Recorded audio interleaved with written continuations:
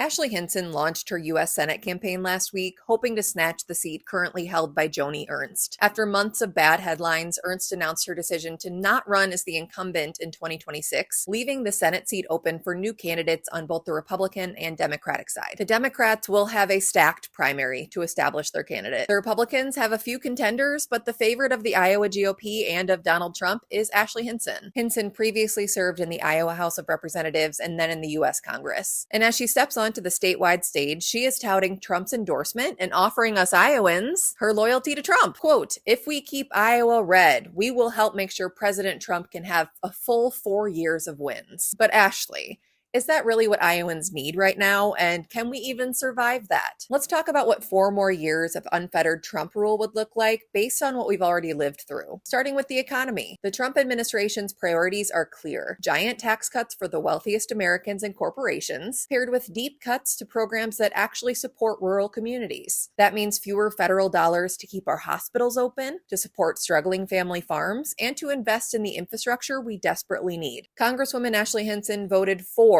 the so-called Big Beautiful Bill that hands out tax breaks to billionaires while making it harder for working Iowans to get by. Not helpful. Then there's agriculture and trade. Iowa farmers are currently in trouble. They have seen exactly what happens when Trump's trade wars hit. Commodities like soybeans rot in bins, markets dry up, and family operations go bankrupt. And yet, Ashley Hinson continues to back Trump and his policies without hesitation. Farmers do not need politicians chasing Donald Trump's approval. They need someone fighting to protect their markets and their livelihoods. Next, healthcare. Here in Iowa, our rural hospitals are hanging by a thread. We need real investment in healthcare access, not more political games. But under Trump, healthcare is undermined at every turn. Medicaid faces new restrictions, and coverage becomes harder for vulnerable families to access. By the way, with the Big Beautiful Bill, 100,000 plus Iowans will lose access to Medicaid. And what does Ashley Hinson do? Well, she aligns herself with those efforts, consistently putting party politics above the health of Iowans. Perhaps the most dangerous part of another Trump term is what it means for our democracy. We all see what's going on right now. There's chaos, violence, the attacks on the press, the gutting of public institutions, the scapegoating of marginalized people, the heartless attacks on immigrants, the refusal still to accept the 2020 election results, and whispers of an unheard of third Trump term. Do we really want to hand over the Senate seat from Iowa to someone who promises to be Trump's rubber stamp? Hinson has shown us time and time again where her loyalty lies, not with the people of Iowa, but with the people at the top of her party. Her career has been more about climbing the political ladder than solving the real problems that Iowans face. She votes in lockstep with Republican leadership, even when the policies hurt Iowans. She talks about supporting farmers and then defends trade policies that wreck their markets. She claims to represent Iowa values, but she puts Trump's endorsement front and center of her Senate campaign. And when Iowans need independent leadership on healthcare, on democracy, on economic stability, she chooses party loyalty instead. The bottom line is, Iowa deserves a senator who puts us first. What we do not need is another politician chasing headlines and clout